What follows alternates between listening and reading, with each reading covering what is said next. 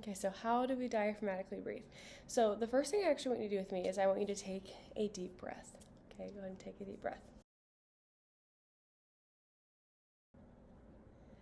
Okay, we're going to take another deep breath, and this time I want you to think about the muscles that you're engaging as you're taking a deep breath. So go ahead and take another deep breath.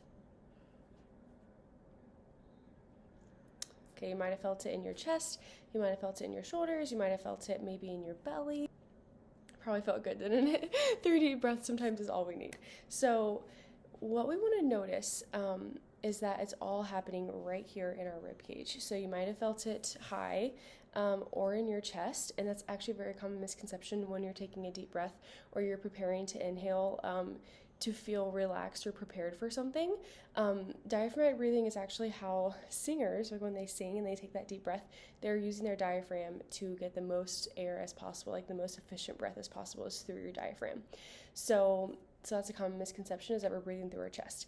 We want to breathe through our diaphragm. So this is going to take a little bit of time to continue focusing on and kind of rewiring your brain to think about it more often, to do it more often.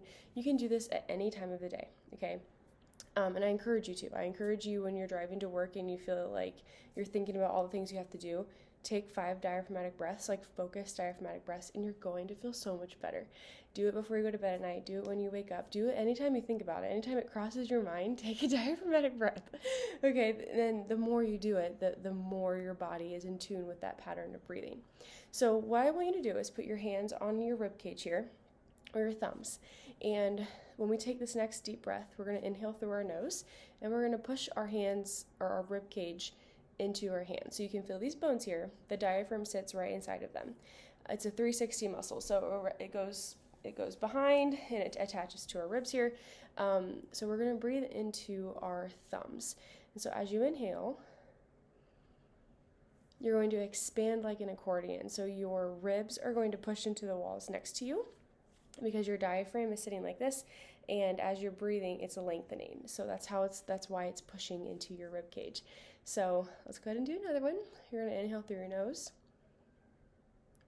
and push your ribs out. Now you might feel it in your belly a little bit, like you might feel your belly fill up with air. That's fine, but we're not exaggerating that either, though. We're not trying to put as much air as possible into our belly, and we're not trying to fill our belly up with air. So you might have heard belly breathing before. This is like belly breathing. Your belly is going to fill up with air because we're not using our chest, but we're not focusing on filling our belly with air. The last note that might be important about your stomach filling with air is at the end of your breath, you might feel your stomach fill with air. That's kind of the point of the breathing. It kind of works down, like flows down into your body. So after your rib cage expands or accordion styles out, you'll feel your belly go out just a little bit. But again, we're not exaggerating that. That's just kind of the nature of how the breath works.